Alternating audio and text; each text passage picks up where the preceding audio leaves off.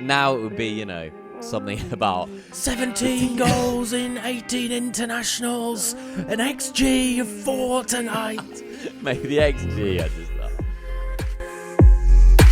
But Carlos Alcaraz is just this incredible shot maker, unbelievable variety, creativity, almost like joy on a tennis court, and that's why he'll be throughout this rivalry. He'll be like the people's champion because he's just more fun to watch. When is it acceptable to spit on someone? Don't know if you're gonna like the answer to that question. What is it? Hello and welcome along to Not Another Sports Pod episode number 58 with myself, David, and Mr. Oliver Wilson. It is the Football International break, so on the pod this week we're going to fire out 45 minutes. What's the point in Thomas Tuchel? Cristiano Ronaldo is closing in on 1,000 goals. The big, messy Argentina farewell. And 30 years, Ollie, since Rene Higuita's scorpion kick. I also want to talk tennis and the US Open. Could Carlos Alcaraz become the greatest tennis player of all time? I know Ollie Wilson wants to talk a little bit of NFL and a little bit of golf. But let's start with the big question of the past couple of weeks, Ollie. Within the confines of a sporting arena, is it acceptable to pinch merch, essentially, off children? Because that has been a big topic the last couple of weeks. There's been a couple of incidences. One at the US Open, one in America, right? A baseball game, where an adult has seemingly taken a ball, a baseball or a tennis ball, off the hands of a child spectator.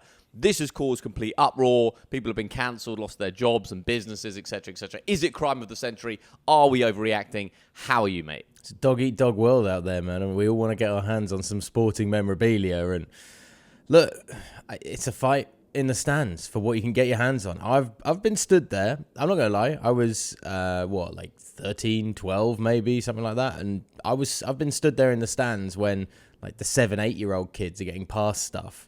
And you're there like, I'm still kind of old enough that I would really like some stuff, but also I feel like me or an 8-year-old kid is never going to be a winner. And that only goes further as you get older, obviously, but some people can't let that go. Like, I'm more than happy to let things go now. It's fine. Let the kids have their merch. I'll just buy it off them on eBay later on. It's fine. I got money. It's all good. But like, it's a weird one as well, because we're also in the time of, the internet did that sleuthing on the people at the Coldplay concert? Yeah, I didn't rate that either, by the way. And unearthed that, and then kept on digging. And it was like the internet became like social justice vigilantes, basically. In the same way that people who kill cats on the internet, Netflix documentary, if you've never seen that, it's horrible, it's dark, but that was the internet actually, finding a serial killer, basically.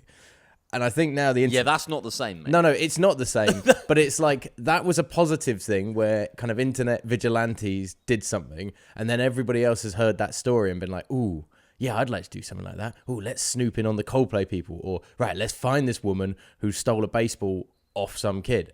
The lovely thing is... And ruin her life. Well, the lovely thing is that like the kid gets some retribution. There's this one at the Miami Marlins game this week, a Philadelphia Phillies away fan.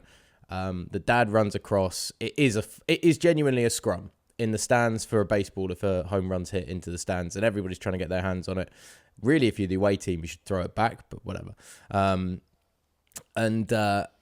Dad runs across and grabs this baseball, walks over, gives it to his kid, and this woman comes flying in suddenly, like, you shouldn't have been running across into my area to get that baseball. I pretty much had my hands on it, blah, blah, blah. And the dad just goes, fuck it. There you go. Like, just have it. Ruin my kid's day, why don't you? Nice one. And the woman... He did the right thing, by the way. Yeah. De-escalate, move away. Yeah. If you want to be that woman, that's fine. Fine. 100%. I really think he knew, like, there's probably going to be cameras on this because, like, the ball's gone into the stands. I've got it and given it to my son. Cameras will have followed that. They'll probably see then this thing. So it's like, it'll be all right. And what the internet has done in terms of supporting the kid is amazing. Like the Miami Marlins saw it on the broadcast. They immediately sent somebody over with a load of Miami gear to give to this kid, which isn't great because he's a Phillies fan. I was a bit like, if that was me, I'd be like, I'm good. I don't need another team's jersey. Also, are we so sure the kid's the good guy? What do you mean? Why is the kid's done nothing wrong? He's literally just been passed a baseball from his dad. Yeah, I'm just not a big fan. Okay, sorry to interrupt you. Let me just start. First of all, let me just start with the Coldplay thing, because everyone's seen that. I didn't rate that because it's a bunch of people on the internet laughing at a couple whose relationship maybe is slightly dysfunctional. Like, you have no idea what's going on in those two people's lives or their marriages. And so to look at that and isolate it and mock them and forever scar their name, reputation across the internet forever, I felt was a bit wrong. The stealing balls off these kids, like, obviously it's not great. It's not the finest moment in anyone's life to steal a bit of merch off a child. But you're in the stands of a sporting arena. Like, there aren't specific rules governing this kind of thing. And the guy at the US Open who kind of pinches the cap off the kid, the cap was kind of being dangled in front of this child. And this Polish businessman just snatched it away from him. Look, it's not his greatest moment, but people went and like tanked he was like a millionaire with like a construction company. People just tanked the reviews, thousands of one-star reviews on the internet, wrecked his business. And I don't know, man. Well, I don't know. That's dangerous. I'm all for like giving the person who's had something snatched away from them like stuff as a look. Hey, that clearly wasn't great, so we'll give you some recompense. I mean, it gets a bit weird. So Marcus Lemonis, so I don't really know who he is, but he decided to step in with this baseball incident, and he said, "I'm going to send this young man and his family to the Major League Baseball World Series on me. Not only that, I'm going to give the family an RV." I'm like, this is overstepping now. This is kind of, people are trying to pile on to find like, you know, good karma, I guess, from the internet. Like, oh, look, I offered to send them to the World Series and stuff. That's a bit too far, but I like the gestures of, okay, give the kid like some Marlins gear, give him like a trip. He got to go down into the Phillies locker room after the game and got a signed bat instead from a player, which is like, that's perfect. The organization goes, come in, meet some players, have a signed bat, get out, job done. The difference is going after the people that, and like ruining their lives. And in the same way as you're talking about the Coldplay stuff, you don't know what that woman's been through. Maybe just like getting that baseball in the stands, or that Polish businessman, just getting that cap might have actually meant like a real lot to him. And he just, whatever it is, that was going to make his day and, you know, give him a perfect afternoon or something. He kind of, as a grown man, you still deserve that. As a grown woman, you still deserve that as well. It's just a shame they've gone about it in slightly ugly way. Not defending them, of course, but there's no need to drag their like business and their personal lives through the mud. And the internet maybe just needs to put their foot on the brakes a little bit, because we're getting a bit... It's time, like that dad did with his son, to just de-escalate. It's about de-escalating. Just a final point on this. In 1995, Tim Henman was kicked out of Wimbledon, was disqualified, when in a moment of annoyance, he smashed a tennis ball on the court and it hit a ball girl. So he's hit a ball girl with the tennis ball that he's smashed, got disqualified from the tournament, and he made up for it by just bringing us some flowers. And there was like 2 photos, and then they were out. Like, it's a sign of the times that now everything's this massive like gesture and thing. Whereas Tim Henman, like, you know, cracked the ball girl's head with a tennis ball, and all he did was give her some flowers, and it was all over. Yeah, you've got to give them things now, more things. It's about stuff. That's where the value is. It's stuff. Yeah, that is pretty rogue. Have you ever had anything given to you from the stands while you've been? I will tell you a very brief story before we crack on with the pod. FA Cup final, Liverpool West Ham, way back when. What is it? 2006. End of the game. Peter Crouch throws his boot, one of his boots, into the stands, and it lands in the row right in front of me. And I wasn't really concentrating. And quick as a flash, someone came from like my side angle, ran in, grabbed the boot, and then left. So it wasn't mine, but equally, it was right in front of me, and I just didn't clock it, and someone just zipped in, took it, and left. Wow, yeah, that's good. That's also the boot that got away. What would you have done with it, though? Like, little did I know Peter Crouch was going to become this household name in the UK, so it could have been worse something. Mate, he was a mascot this weekend, wasn't he? Yeah. That was weird. Yeah, that's a weird thing. That's taking a spot away from a small child. No, let's not beat around the bush. That, for a gag, that's taking a spot away from a small child. Peter Crouch should have his personal life brought up on the internet, and he should be thrown through the mud, surely. I mean, if this is what we're doing, there's a man internet. that could do no wrong. There's a man that if he ran for like London mayor, like he'd win, right? Yeah. It's just like one of those figures. Well, and also, people would just forgive him if he sucked at the job. It'd be like, Pete, it's all right. So tall. Remember that goal he scored for Stoke? Unbelievable. Yeah, that overhead kick, that. Right, snappy pod this week. Let's run through some football stories. I just want to very briefly touch on Daniel Levy at Tottenham, Ollie, leaving the football club after nearly 25 years. One thing I find really interesting about this story is that outside looking in, non-Tottenham supporters will think, oh, Levy did such a good job. Joined the football club when it was valued at 80 million. It's now worth over 3 billion.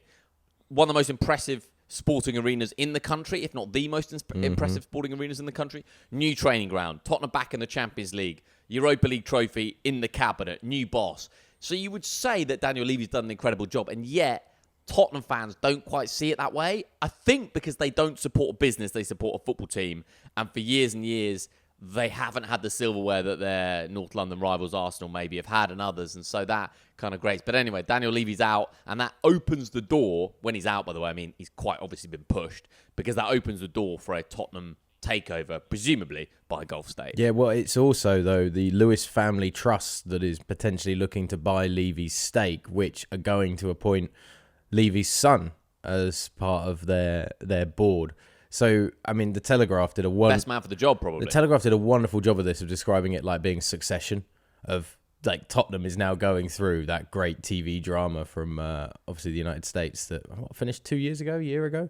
It's like there's the family moves and shakes behind the scenes to try and oust the old man that's been in charge for too long. The positive thing for Tottenham is it sounds like, by all accounts, it's going to open up a huge amount of extra money for them to be able to use, around about 100 to 120 million pounds.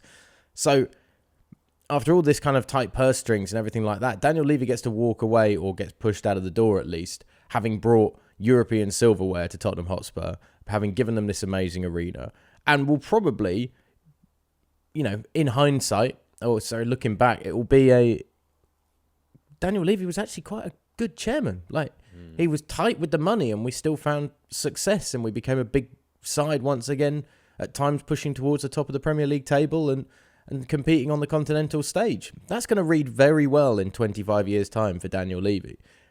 And it's also now going to open the door potentially to a lot more money being available for Tottenham to be able to spend, and maybe take another step up and matching a squad and a team's desires and ability to compete at the highest level with the stadium and the arena they actually have to play in. So I actually don't see it really as a bad move at all. Now Tottenham fans just can't blame their transfer window failings on Daniel Levy for the next few years, which will be... It's a deadline day story that we've lost forever, much like the head out the window, etc. So. Cristiano Ronaldo turns 41 in February, Ollie. Scored a couple of goals for Portugal away at Armenia in their World Cup qualifier.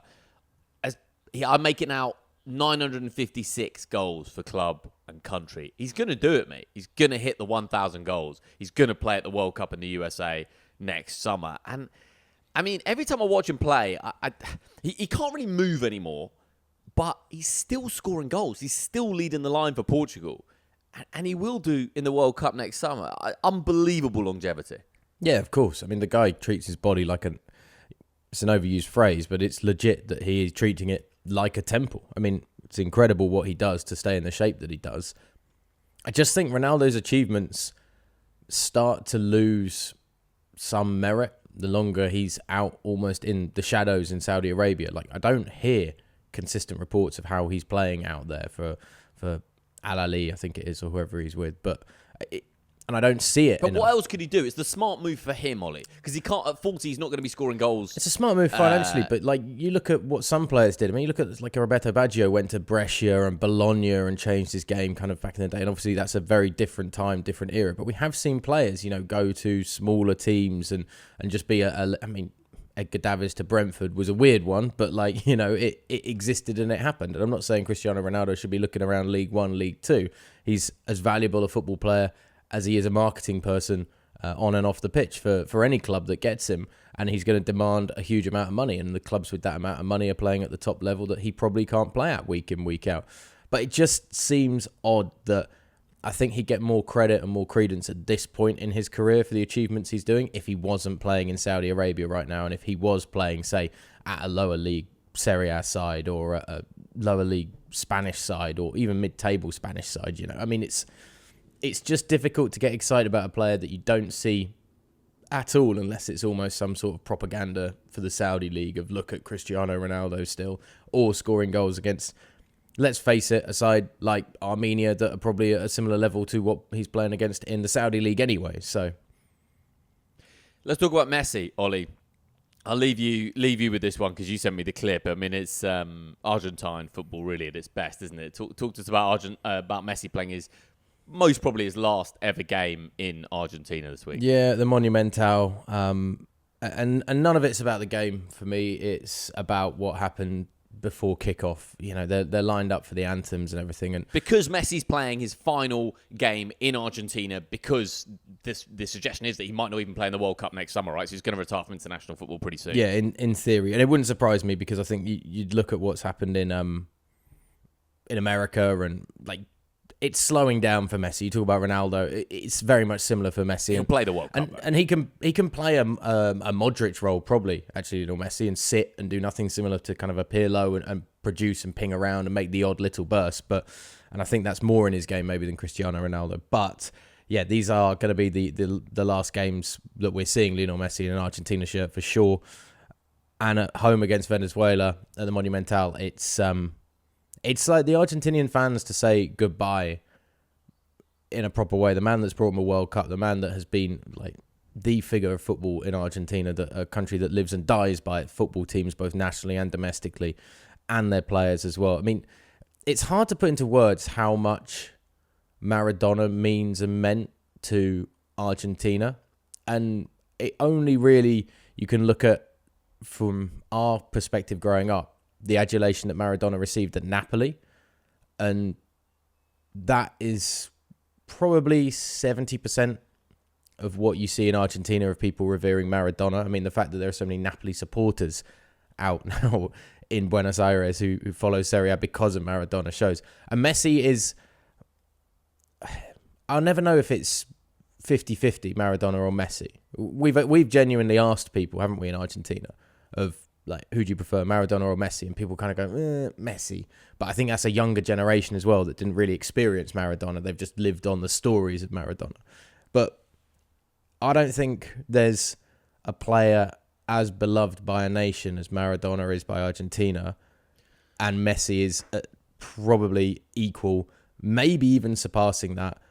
And you've got 100,000 people in the Monumental, basically. And it is all just chanting for Lionel Messi for a good 3 minutes, 4 minutes straight at the top of their lungs. And he's slightly off the edge of the Argentina lineup as they're stood there. And it's giving him that little bit of isolation from the rest of the team because it is his moment. And all of this chorus of cheers and support is just raining down purely for him. And it's just a beautiful moment to watch in world football as the country says goodbye to maybe their greatest ever player of all time.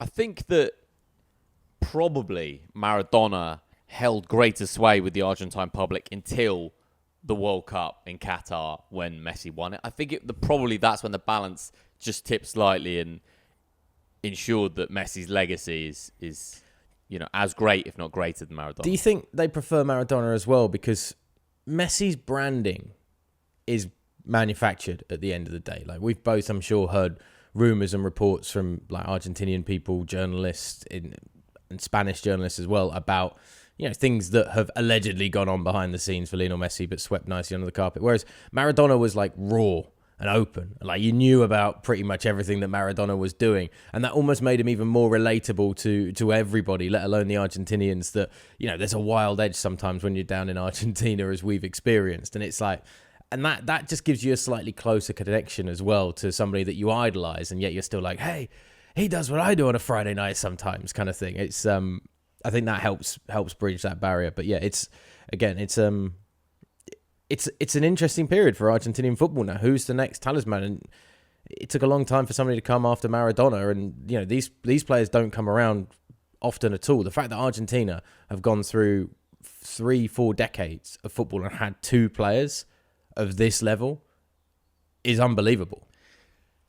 Ollie, just on the Maradona thing, I think that's a big part of it, as you say, the character and the rawness and the flaws and the many faults, by the way, of Diego Maradona. But also I think the fact that he played in the Argentine League. He played 166 games for Argentinos Juniors. He played a combined 70 games for Boca Juniors. So the Argentine public actually saw Maradona play within the Argentine football system. We've never seen that with Messi. And I think that one of the smallest and only flaw in the Messi career is that he hasn't found the way to play 1 year at Newell's Old Boys, where he came to the youth academy there. And it's been, as Ollie and I have chatted about, we've discussed this when we've been in Argentina, and the reality is that the security measures just mean that it could never happen. You just, the financial output to look after Messi, Newell's Old Boys, away at Hurricane or some of these small grounds, it would just be a logistical nightmare, impossible to make happen. But I do think it's one thing that it's a real shame Messi didn't have 1 year at Newell's Old Boys, and that it couldn't happen, and it won't happen. But that is the only shame. Unless all of these new changes over the last 2 years or so, economically for Argentina, is so the country can afford his wages. I mean, that's the thing. There isn't a football club in Argentina that would be able to afford anywhere close to what Lionel Messi would want. River's the only club that could maybe take him in a year, and because they have this big stadium, because they are a massive football club, they could maybe swallow a bit of the security cost that would otherwise fall on the Argentine Football Association, probably, or the league. It'd be like having Messi in a museum. He can only play at home games, so he's safely behind. That would be it. I mean, he'd only be able to play at the Monumental. And, he'd have to be inside the stadium 7 hours before kickoff and all of this kind of stuff. But, yeah. And it'd be weird. It'd be like that last season in La Liga for Iniesta, where basically it was a parade around the grounds of Spanish football with the whole country saying thank you. There wasn't a single person that booed or got on Andreas Iniesta. It was he'd come off the bench for Barca and everybody would stand up and applaud. Or if he came off early, everybody would stand up and applaud. And it would be almost like that weird procession for Messi, just going around Argentina, just saying, and the home supporters would love him more than they probably love their own football club at that point. I mean, the fans of San Lorenzo are great, but if Lionel Messi comes to town in a Boca shirt, he's probably still going to be getting as many cheers and as much support as any other player is going to get out there on the field. So, yeah, it would be a very weird environment. Might bring peace, though, to Argentinian football, which is sorely needed, so... Thomas Tuchel. I've got written down on my very brief notes here, Thomas Tuchel in England, as if I've got loads to say about this topic. I'm not entirely sure I do, Ollie. 2 points to make about these World Cup qualifiers. One, I said this last week, but I've been thinking about it over the last week, and I want to double down on it. There's an international break September, international break October, international break November. They should condense all 3 of those into an October 5 or 6 week period where you play 6 games. And I think if they did that, people would get more invested in the national team because you'd follow that little narrative arc of those 6 games. Wouldn't take anything away from the league seasons. You obviously still play the same amount of games. Wouldn't take anything away from the international calendar because you'd still get the games in. But I think it would just create like this little mini sort of autumn break where those 6 games get played. So I think that should happen. It's too staggered as it is. I mean, look, I'm looking at the BBC Sport page and I've got Thomas Tuchel wants England to consider long throws. I mean...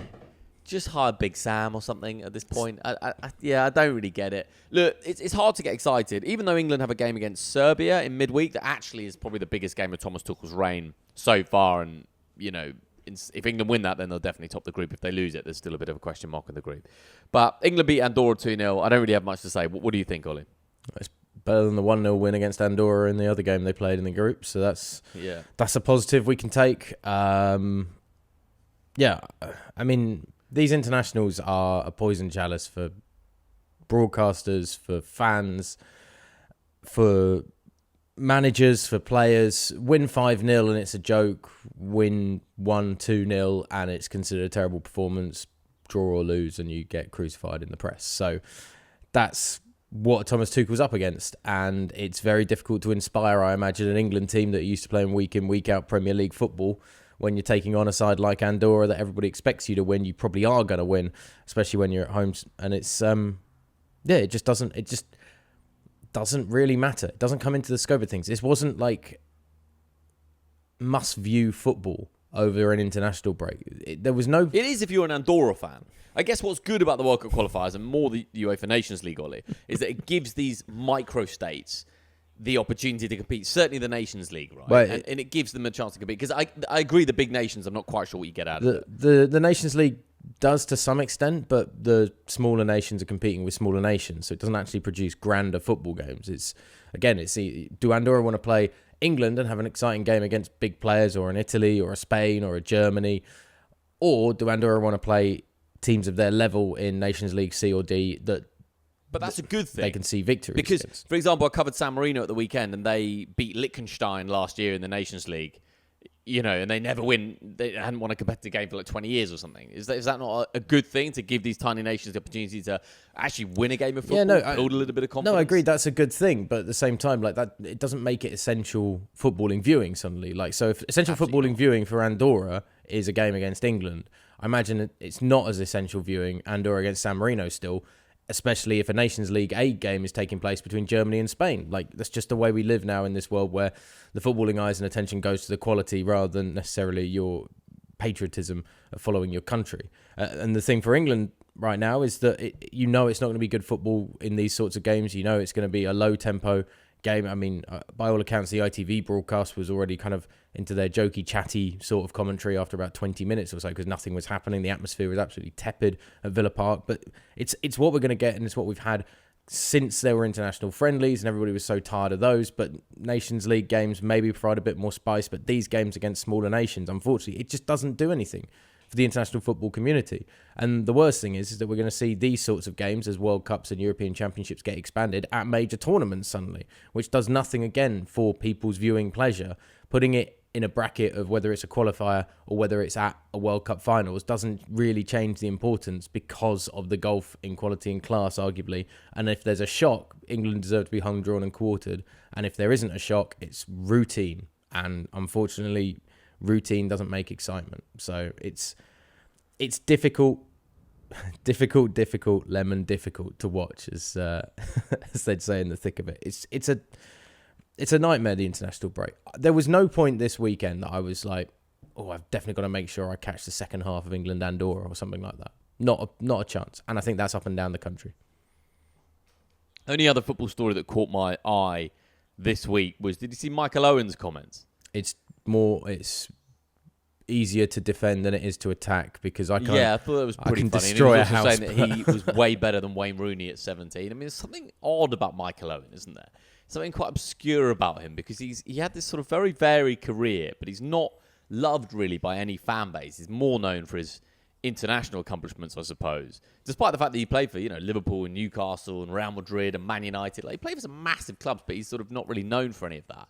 And then he's morphed into this pundit that I don't necessarily dislike. I think some of the stuff he says is quite intentionally or unintentionally funny. And he was talking this week on a podcast with Rio Ferdinand about how it's easier to defend than attack. And Rio Ferdinand says, show your work.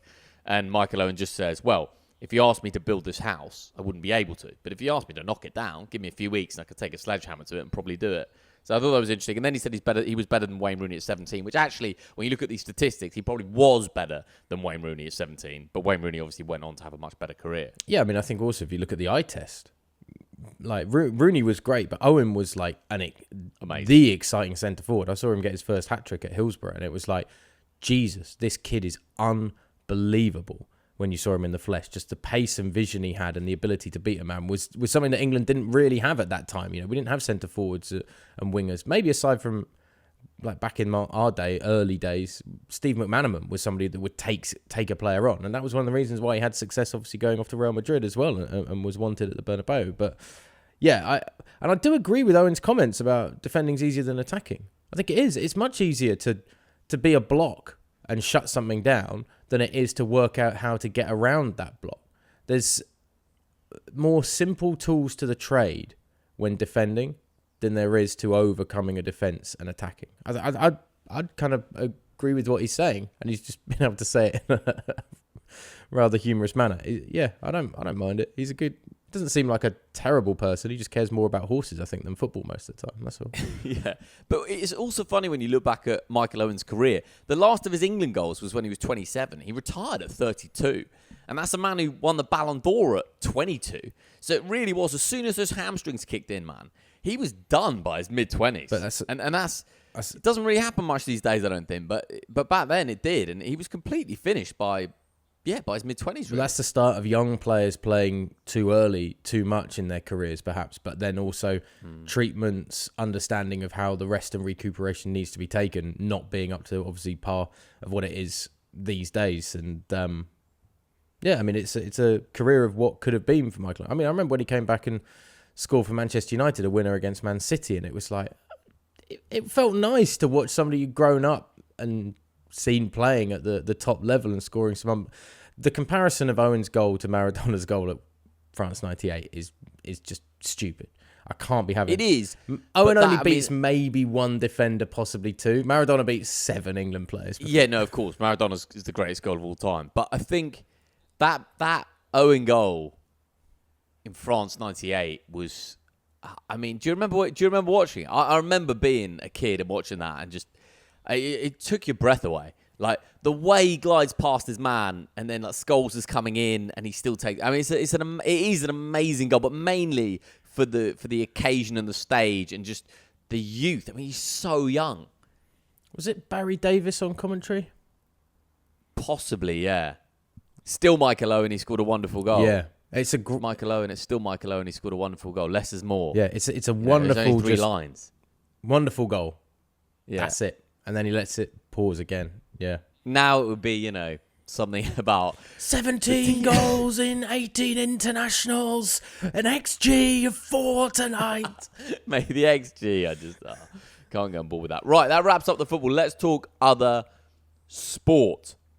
US Open, first of all. Pretty bad-tempered US Open all round in terms of players getting annoyed and Medvedev meltdown and beef all round and lots of this kind of stuff. I wanted to ask you this first and foremost about tennis.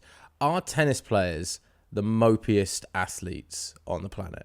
There is so much moaning, and whether it's crowd, ball boys and ball girls, umpires, opposition players not saying sorry it hit the net. Like, we have so many rules and regulations that aren't written down, and it's all about the character of the game in golf, in cricket, etc. Tennis has a lot of these as well, I think, and it comes to the forefront more the more players moan about it. And there's this weird idea I think I get from tennis that because it's a one-on-one sport, more is being made about how isolated the tennis players are and we're in our own world, and that makes it 10 times more difficult as well. So we've got like tennis players. Basically, there isn't a major tennis tournament now that every other day there's a big old complaint about something either on or off the court. And it's quite a lot, particularly when I think it's still a sport that, until obviously the Alcaraz-Sinner, obviously this has been great so far for men's tennis, it's struggling to find consistent big names like it's had for the previous generation to latch itself to. And if all you're seeing is a lot of big players moaning, it's not a great look for a sport. So, one key thing here is the isolation, for sure. If you are a professional tennis player, you are 300 days of the year, if not more, living out of a couple of bags in hotels all around the world. And whilst the top 10, 20 in the world, Ollie, they might have their coach and their agent and their girlfriend, their nutritionist and their masseuse. And so maybe it's quite fun. Everyone goes out for dinner together. Outside that top 20, you think for a moment how much it's going to cost to take an entourage of 5 or 6 around the world for a year, first class, in nice hotels. I mean, probably pushing £1 million, right? So you need to be earning a lot of money to be able to do that. So outside that kind of maybe top 20, 30, there's a lot of like players by themselves in a 4-star hotel in Guadalajara, Mexico, trying to play a qualifier. So there's a lot of that, and I don't think that does a great deal for your personality. I think it makes you edgy. I think it makes you desocialized, and I do think that bleeds out onto the tennis court, that when you've spent all this money to go to Wuhan and then you lose in the first round and you know you've got bills to pay and you know you're 28, and then I think it all kind of makes you a bit of an edgy, tetchy individual. That does not excuse, by the way, the Medvedev breakdown, because Medvedev's a multi-millionaire anyway, and he's just got problems that he needs to talk to someone about, because that's an absolutely insane meltdown from Medvedev. Talk to me about the Medvedev breakdown, because I've missed exactly what happened on this. Well, look, I mean, it's not new. Like, Medvedev he's an unusual fellow, and I think people have latched onto that now. Like, smashing one racket onto the ground is one thing, but in a packed house to destroy multiple rackets is pretty violent, man. Like, there's kids in the stand. It's a pretty violent thing to do. I mean, I don't know what his fine is yet. I wouldn't be surprised if it's hefty. I'd personally ban him from the US Open next year. I think it's an insane thing to do at work in front of people. I mean, it really is. It's pretty bonkers. Not getting away with it in the office on the 9 to 5, that sort of reaction, are you? If you smash up every pencil and bit of stationery you got on your desk, it's a tough... Well, I mean, you could probably go to HR and claim this and that and get away with it these days. I don't know. But yeah, it is pretty bonkers. And there were numerous incidents like this. And I think you chuck in, Ollie, a New York City crowd that have had a couple of drinks and they've rolled out of Wall Street and they're there at 7 p.m. and there's a little bit of something in the air. So interesting, the Slam crowds, because you've got the Aussie crowd that are just drunk, basically, drunk Aussies. Can't hate it. Everyone says it's the best Slam to attend. Like, it's just an absolute party. Then you've got the US Open crowd who, somewhere between Wimbledon and the Aussie Open, I think. But there's definitely a sense of the New York money. And I mean, Donald Trump was at the US Open final last night, by the way. We'll talk about that in a moment. Then you've got the Roland Garros crowd at the French Open. It's just not a well-supported Slam. It's the poorest in terms of... I just don't think people are that bothered in Paris about going to the French Open. I've been to the French Open. I was shocked by how few people were around and how it just didn't have that same vibe. And then you've got Wimbledon and the grandeur and like the tradition and the respect and everything that comes with that. So, all right, the US Open final. First of all, mate, it's an absolute disgrace that the men's US Open final was delayed by 50 minutes. Like, that's unbelievable. Think of a World Cup final or any other match or a Super Bowl that gets delayed by 50 minutes. This is a sporting event you do every year, and you've had a year to prepare for it. Now, I'm not saying Donald Trump gave you a year's notice that he was going to be there, so you need to increase security. I get that. But you would have at least, I know they knew at least 3 days before. They might have known 3 weeks before. And I think that when you know that, find a way to start that final on time. The knock-on effect of that, Ollie, is absolutely insane. Not just for the players who are finely tuned athletes, because they would have thought the start time was at 2 p.m. local New York City time, right? So they would have, everything they ate, everything they consumed, their hydration, their stretching, their training, everything would have been set to that time. So you've knocked the players back 50 minutes. I think it's unbelievable that the final started 50 minutes late because of the security concerns, couldn't get everyone into the Arthur Ashe Stadium. Yeah, so that was interesting because I initially thought I'd heard that it was Trump was late himself as well, which delayed it in that he was late turning up. And because he was late turning up, they had to keep all the extra security up on the outside even more, which then delayed people getting in to the final. And normal people, like the average punter, missed the start of that final because of all the extra security, because of Trump being late. I thought that was the case as well, the fact that the president turned up late. I think that might be the anti-Donald Trump crowd. Yeah, well, I was wondering if it could have been that, because I was also thinking, like, what other sporting event outside of maybe North Korea, and this isn't me making like Donald Trump for North Korea comparisons or whatever, but like what other sporting event would stop? Like TV and advertising runs the show, right? Yeah. There aren't many places that would delay for a president or a dignitary being late. You wouldn't have the FA Cup starting late because the King isn't there. The FA Cup final wouldn't start late because the King isn't there. You wouldn't have the Ryder Cup starting. Well, we might actually. Depends if Donald Trump decides to turn up. We might find out if the opening tee off. But in general, no. Apart from dictatorships, maybe. Yeah, and there are still a few in the world. Yeah, there's no sensible nation. So should the US Open as a tournament have stood their ground and started on time, regardless of the situation, which would have meant even fewer punters who were waiting outside to get in due to the extra security would have seen the start of that match. But they would have stuck to their guns and kind of said, look, we're the sports tournament is centre stage, not whatever else is going on. Like, it's up to people and the security to make sure that everything's done and in time. But we start when it's meant to start. 100%. Because I think the start time is sacred. And as you say, they're making money, yes, of course, from spectators in the door, Ollie, but they're making money from the advertising and the sponsors and the broadcasters. That's where they're making the bulk of their money. So I think it should have started no matter what at that set time. I mean, as I say, the fallout, mate, this Monday morning. Imagine like the advertising companies, the broadcasters that would have been on the US Open being like, you guys messed up. We had to pull this. We had to move this around in our TV schedule. You got Sky Sports and ESPN and all these big networks really will be going at the US Open this morning because they've just completely wrecked their schedules. Hey, as I say, not to mention the advertising and all sorts. So I don't know. I don't know what happened with Donald Trump. He was there, got a mixture of kind of boos and cheers when he attended. And, oh, mate, I mean, I know you don't like the famous faces of Wimbledon.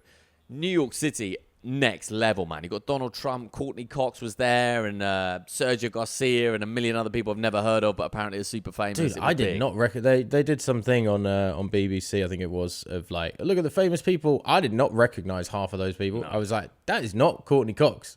That does not look like her from what I remember. Why? She doesn't look like she's 29 years old and sat on a sofa in a sitcom. Well, yeah, or just unrecognizable. Like, it's just a plastic face put on, man. It's wild. I messaged a mate yesterday. I was like, just like think about the untold money she's got, and she's still messing with her face like that. And that's a beautiful woman, right? There's no chance you can just grow old gracefully. And I understand. I actually feel sorry for her because she obviously feels like this intense pressure that despite having all the money in the bank and like a legacy sitcom that people will be talking about in 100 years and watching in 100 years. Still wanting to do that, yeah.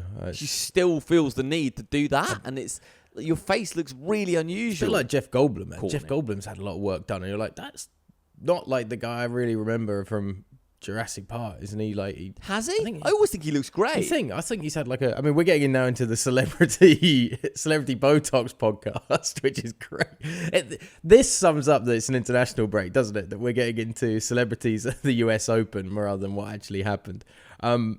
Just finally, you're talking about the kind of what it does to the broad.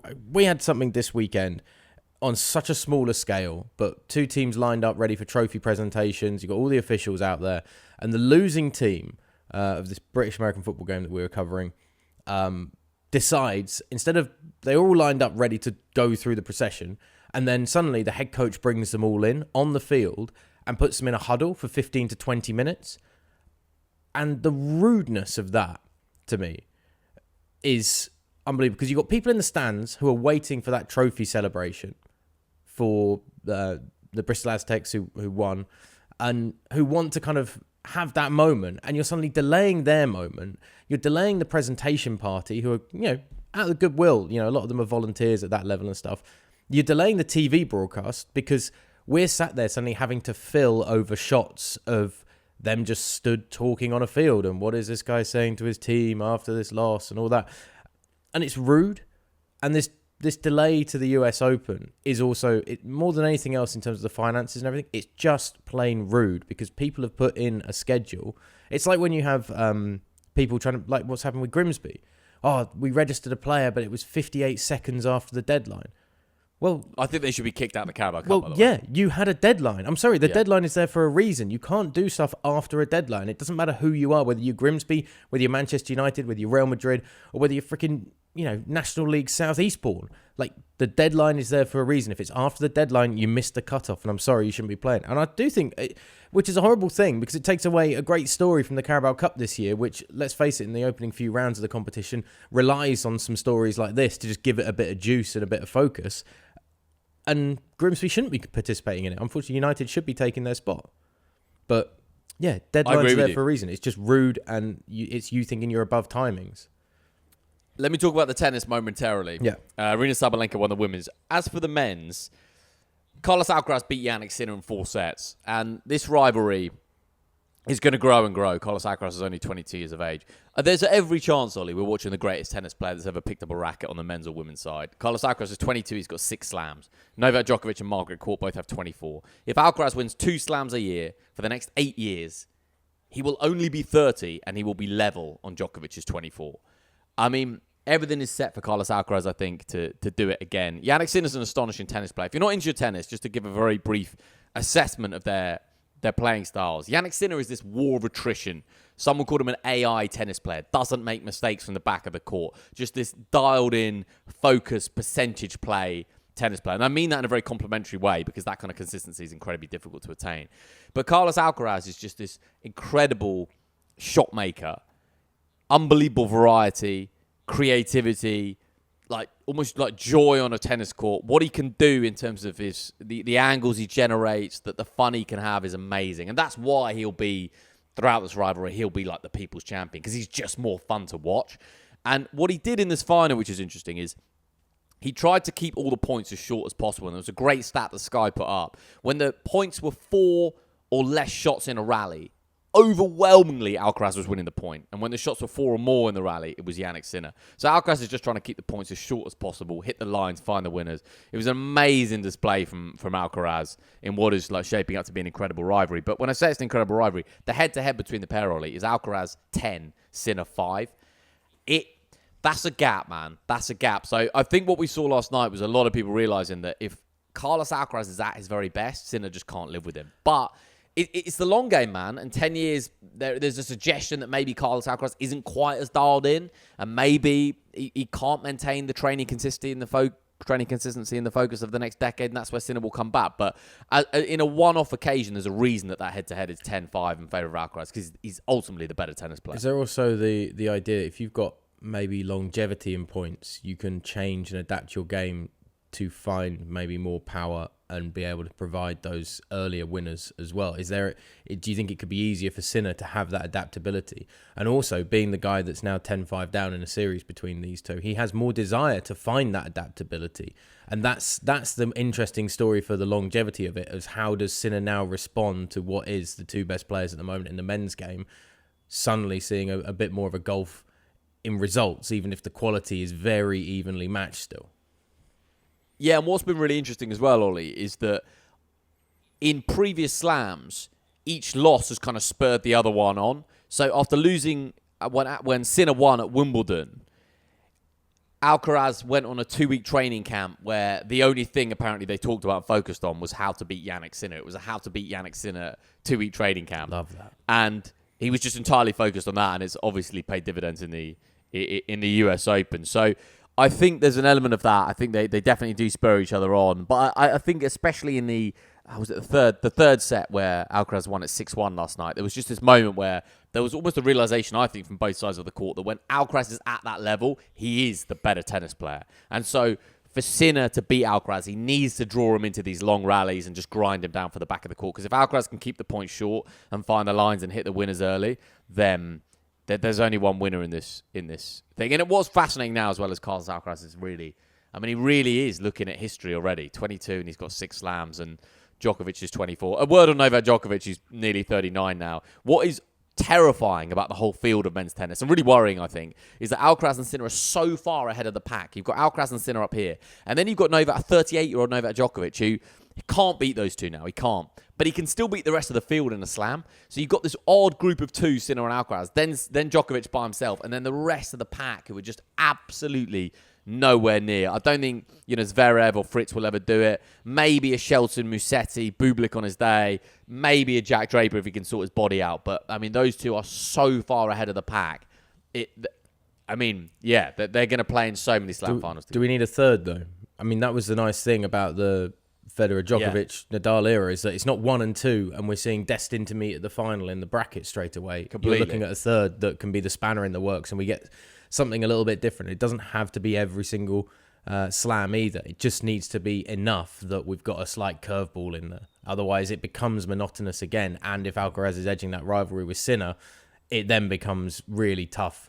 As we were talking about at the very beginning, if it's the expectation of what is meant to be, Alcaraz and Sinner meet in the final, and Alcaraz will edge it, 60% of the time. That becomes suddenly a tough watch as opposed to an exciting watch for tennis. They do, it sounds like, need a third person just to come in and upset the apple cart. Absolutely. And it wasn't, you had the Federer, Djokovic, Nadal rivalry, but you also had Andy Murray won a couple of slams and Stan Wawrinka as well. So you had other people kind of pinching slams. There's none of that now. There's none of that. It's just those two. So they need someone. If I was going to make a prediction on the pod, maybe João Fonseca is like a 19-year-old Brazilian. Maybe he could do it. But honestly, the others they're way off. Like Ben Shelton maybe, but I don't expect it to happen in the next 12 months or so. So, yeah, very interesting. Just very finally on tennis. At 22 years of age, Alcaraz has 6 slams. At the exact same age, Nadal had 5, Djokovic only had 1, and Roger Federer only had 1. So that just goes to show, in terms of the tracker of where Alcaraz is at. And as I say, you go on the basis of 2 slams a year for the next 8 years, and there he is. Injuries, man. Well, injuries. That's the only thing now that can hold him back. Injuries, and again, Federer, when he was coming through at 22, it wasn't like it was an easy path. You had the back end of the Agassi, Sampras kind of era, Goran Ivanisevic as well. There's a huge drop-off since the big 3 have gone, and because no one has really filled that void at all, these two step in with clear daylight in front of them in terms of winning slams at this point, at young ages. They're very lucky. 3-4 years, born 3-4 years earlier, and they're suddenly still competing with those big guns at this age. So it's a real level of good fortune and timing that just has come out and worked out very well for both of them. But it's impressive. It's very impressive. Floor's all yours. NFL and golf, Ollie. Talk to us. When is it? And F1 as well. Was that F1? Yeah, there was F1. Yeah. That's a big turning point in the year, actually. So we'll start with that. Monza. Max Verstappen picking up the victory, going from pole on Saturday and finding a victory on Sunday. But the real conversation is what happened behind him between the two McLarens, because Oscar Piastri and Lando Norris 2 and 3 on track. And Norris has a slow pit stop, which kind of hinders him slightly. It's no fault of Lando Norris. It's his mechanics. It's their problem. They've messed up. And McLaren order Oscar Piastri to give Norris the position back, to allow Norris to go back into second place as opposed to third. And this is all done out of the idea of fairness. They basically say, Norris, let him overtake, and then you guys can race each other. But McLaren are kind of saying, we messed up. Like, this is our fault. We're trying to keep everything fair between drivers. But in the world of F1, things like a slow pit stop can just happen, and they can cost you a race. In the same way that it's unfair that Lando Norris had a mechanical failure last week in Zandvoort and had to retire from the race, and that's why Oscar Piastri now has a 31-point lead in the Drivers' Championship. But unfair things are going to happen. You want to talk about unfairness, just raise it with any Lewis Hamilton and Mercedes fan about what happened in Abu Dhabi 2021, and you won't hear the end of it for a good hour or so. But these things happen in races, and you can only do what you can do on the track as a driver, and Piastri's done nothing wrong and had to suddenly hand back second place on the podium to Lando Norris, who held on, kept it, finishes behind Max Verstappen, who won relatively comfortably. And it's just a mistake, I think, from McLaren in how they deal with their... Because one of these two drivers is going to win the Drivers' World Championship. Verstappen's not going to make a run right at the end. It's too little too late for him, and the McLaren car is too good. But you need to keep drivers inside a team working harmoniously together as much as possible, and it's so difficult to do that when they're competing for a championship. And if as a team you start to almost fabricate the fairness slightly rather than accepting that incidents happen, like Norris will be disappointed, his fans will be disappointed, McLaren will be disappointed in themselves for giving a slow pit stop, but it's an incident, it happens, it's part of racing, and you should just let it go rather than doing this.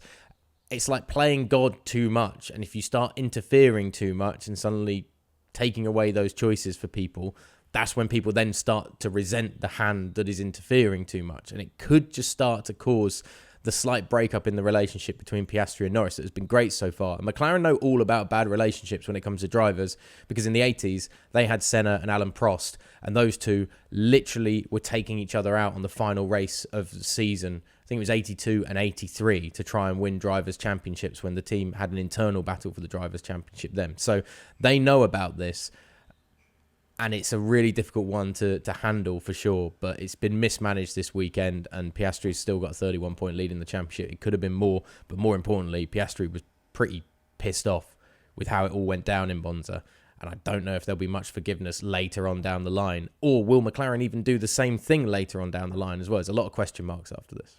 Why is there a F1 race in Baku, Azerbaijan, the land of fire? It's a great race. It's one of the few new street circuits that are worth watching, because it's a wide street circuit. It's very fast, so you've got a lot of speed, a lot of width, but you've still got the problems with the barriers, and there's a couple of very small, tight sections through the old town that are very pretty and just give you a really nice contrast. But yeah, it's been on the calendar now for probably 10 years, I think. They just keep adding them, right? Yeah, well, there is a limit that they can do. It's written in an agreement between drivers, teams, and the FIA. How many are there a year? 24 race calendar now. Wow. I mean, we had years growing up where there was kind of 12, 13 races max. It's a long... I mean, this is why every so often you have a completely different broadcast team on Sky Sports. This is why every so often... well, not even every so often. I know for a fact that the teams have different personnel for kind of 3-week stints, basically, because not everybody can do all that traveling throughout the year. It is brutal. Imagine going halfway around the world, coming back, having maybe a Tuesday or a Wednesday, and then you're on a flight again because you've got to go and set everything up on a Thursday for practice on a Friday, qualifying Saturday, race Sunday, leave on Sunday night, it's Monday. not even like a European swing, a South American swing. Like October's Singapore, back to the US and Austin, then down to Mexico. I mean, how do some people do that for 10 months? They're trying to make it as green as possible, yet all of these races in the Formula One calendar argue that they want to have their set time on the calendar. So, for instance, there's 3 races in America, Miami, Austin, Texas, and Las Vegas.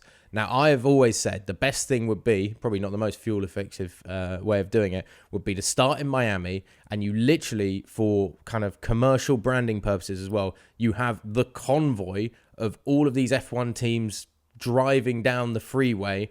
Then for the next race, the next week in Austin, Texas, then they convoy all the way across to Nevada into the desert for Vegas at the end. It keeps all of the American races in their one tight bubble, and it gives you some great imagery of like the US road trip, truckers, all that kind of stuff. You could even have like some of the older F1 cars driving alongside the convoy on the freeway for some, marketing. But Miami want their race earlier on in the season, so it stands alone. Vegas want their race towards the end of the season, so it can potentially be a decider. And the Circuit of the Americas want their race in the middle part of the season, because that's when they've always kind of had it. So everybody wants their race and pays the money to have their race at the time they want it. So Formula One tries to be as economical as possible, but it's so difficult to do with all the flights, all the journeys. And they have like two different versions of like Asian freight that will stay in the Asian part of the world for bouncing around there. Then they've got the European freight that they can kind of truck around rather than flying around as much. But like Canada is part of the European swing in the early part of the season. It's just, yeah, I'd love and hate to work in Formula One because it is such a tough job. I spoke to a cameraman on a flight back. I was going to ask, do you know anyone that does that like all year long? No, I don't know anybody that does it, but I spoke both to some team personnel once at an event up at Silverstone, and I've spoken to a cameraman many, many years ago who worked on it. He was like, it's the most draining job, because at that point, Formula One didn't have multiple people working on stuff, and the cameraman was like, I'm going to every single race, and you think, oh, wow, you're at the race, but I'm working, and I'm doing all of this travel, and Formula One aren't paying for me to do travel in business class or anything like that. Like, I'm the nobody behind the camera who's doing it in economy every single week and bouncing to 15 races a year. It's like, that is tough. Very tough. Real tough. Like, there are some... NFL and golf. Golf, Rory McIlroy wins the Irish Open, and it's like, here's what Portrush could have been. And does it in spectacular fashion as well. An eagle on the 18th of about 35 foot downhill putt to make the eagle, to take it to a playoff. They go to a 3-hole playoff. And then... chappy Rory was playing, name escapes me, Lundgren, I think it was. The Swede. Yeah, puts it into the water on the 3rd playoff hole. Rory's got his ball in the rough. It's a par 5, and he just launches this thing out of the rough onto the centre of the green and ends up taking the playoff. And the atmosphere and the crowd was something sensational. And as I say, it's what Portrush could have been if Rory had been in contention. It was the kind of experience we wanted to see. It was like Diet Open. This, and it's great. Still bodes well for the Ryder Cup. So yeah, still to win the Irish Open in that manner is fantastic, and have Rory playing like good, aggressive, competitive golf as well going into the Ryder Cup at the end of this month is something very special indeed. And obviously, all attention now turns to what's happening down at Wentworth this weekend, where all of Team Europe's basically going to be there playing at the BMW Championship at Wentworth, and it's a great warming kind of ground and tune up for Team Europe before their Ryder Cup preparations really get set, and they jet off to New York and Bethpage Black. But it's it's a very positive sign to see Rory playing in that manner and having this sort of win. And there's nothing better, I think, than seeing people win on their home soil as well, when it really means something to people. Like, this isn't meant as a disrespectful comment to people in Ireland and Northern Ireland, but there aren't that many sports stars that you get to kind of cling on to and have at the peak of your game. So when they do come home and win like the biggest event in their own country, like that's a great thing to see. Like, we had Bob McIntyre last year winning the Scottish Open. I mean, one of the greatest moments of his golfing career, and for Scottish golfing fans, like, just unbelievable. And these islands are considered the home of golf in England, Scotland, and Ireland, and it's it just adds a little bit of extra special and spice to the occasion. Just looking at the timings for the Ryder Cup, so it's in New York, right? Bethpage Black. Bethpage Black, public course. You can. Okay, so it's 6. What's that? New York City's 5 hours behind, so it'll be kind of late evening UK time when it's all wrapping up. Yeah, there'll be some tee times early morning at Bethpage Black in the first sessions, probably about 6 a.m. their time. So we'll be looking at like 11 o'clock in the morning start, nice. But then going through. But then the final day is like New York time. It'll be mid-late afternoon when it's kind of reaching its climax. Yeah. late afternoon, evening. So it'd be like the evening Masters, basically. Yeah, okay. Yeah, so it's definitely one to just put in your calendar, Dave. Just And what about NFL? when is it acceptable to spit on someone? Don't know if you're going to like the answer to that question. What is it? Why, Ollie? Who's been spitting at who? Philadelphia Eagles, Jalen Carter gets thrown out of the game before the first snap of the game. Because on opening night, the reigning Super Bowl champion Philadelphia Eagles, they have their banner celebration where they put a banner in the rafters that says like Super Bowl champions 2024, etc. And then the Dallas Cowboys, one of their biggest rivals, obviously in the NFL. This is the first opening night of the season on Thursday night. The Eagles have the kickoff, send it down to Dallas. Dallas's offense comes out to start the game. You've got a TV timeout. A couple of players get in each other's faces a bit, including quarterback for the Dallas Cowboys, Dak Prescott. Jalen Carter and him start mouthing off. And Jalen Carter spits on Dak Prescott's chest. Not great. Ejected from the game. He's one of the biggest pieces as well of the Eagles' defense. It changes the game massively. Dallas suddenly have a huge impact in the run game down the center. Thankfully, from my personal perspective and from those at Lincoln Financial Field, the Eagles go on still to win and beat Dallas as was expected. But it's just like, how dumb can you be to spit on somebody with an official stood right next to them? It's not like it's secretive or hiding. Now, the interesting twist on this is they had an 1.5 hour rain delay because in the US, if there's any sort of lightning, they shut the whole place down, get everybody inside and away until the storm has gone over. So they had this like 1.5 hour delay. And during that delay, tape appears of when the players are about 3 yards away from each other. Dak Prescott is still mouthing off to Carter on the defense, and Dak spits down at the floor, but like down towards the floor while he's mouthing off at Carter, and then looks up and is giving this like smile of like, yeah.